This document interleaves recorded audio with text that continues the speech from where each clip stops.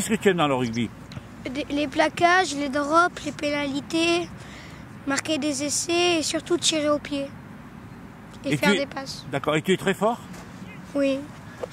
J'aime taper au pied, des pénalités, des drops, des passes et aussi j'aime bien jouer au rugby. Est-ce que tu as un joueur du parc que tu aimes particulièrement? Oui.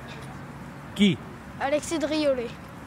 Mon joueur préféré du parc, c'est Levi. Allez les gars, on avance. Allez putain. Mais tu ris. Ils prennent goût au jeu, c'est le but. Et puis il y en a qui jouent déjà au club, qui sont passionnés et qui viennent aussi encore faire du rugby en plus pour se perfectionner au stage. Et d'autres qui sont complètement débutants, qui s'initient et qui découvrent le rugby, qui s'amusent. Et c'est que du bonheur de voir leur grand sourire. C'est des stages pendant toutes les vacances scolaires. Donc 2 semaines à la Toussaint, 2 semaines en février et 2 semaines à Pâques. Et les grandes vacances, 3 semaines en juillet et 2 semaines en août. Durant la semaine, donc, on accueille les enfants de 9h à 17h. Et c'est tout ce que procure le rugby au niveau des valeurs, au niveau de la vie en collectivité. On essaye d'apporter ça aux enfants, d'apporter aussi une motricité au niveau des exercices qu'on propose. Et puis la vie en collectivité qui est super importante à cet âge-là, où on découvre comment aider le copain, participer à la vie. C'est-à-dire que même quand on mange ici au Club House, c'est chacun leur tour qui débarrasse les tables, qui passe un petit coup d'éponge sur les tables, un petit coup de balai, etc.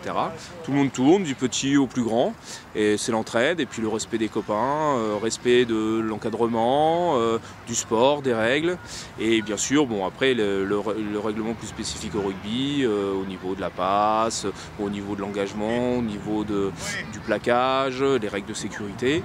Et après, au niveau des autres sports, on essaie de leur faire découvrir un petit peu tout, mais essentiellement autour des sports collectifs. Est-ce que certains de ces gamins, finalement, vous les retrouvez un petit peu plus tard dans les différentes équipes qui composent le parc? Régulièrement. On faisait le parallèle, c'était fin des grandes vacances cette année, où on s'est aperçu que 80% des effectifs non licenciés qui participent au stage, la saison suivante, intègrent une des équipes du parc ou une équipe de rugby en dehors, parce qu'on accueille pendant les vacances des enfants qui viennent chez les tontons, chez les tatas, les papis, mamies.